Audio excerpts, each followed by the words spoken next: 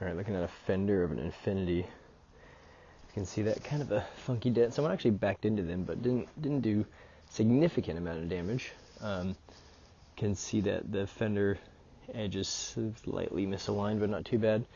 Mostly just those two dents contained within the fender there. Gain access to the back side of the fender, and we'll push those guys out.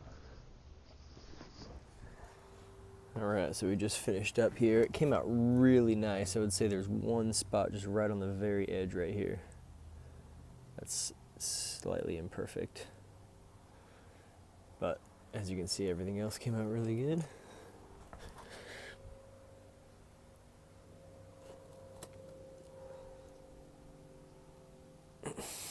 All right, thanks for watching.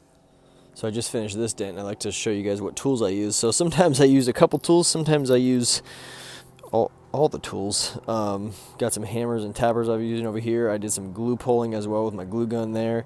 Heated the panel up, bunch of different rods, and then you can see all these little tips here, tips all around, just to get different angles on the dent, different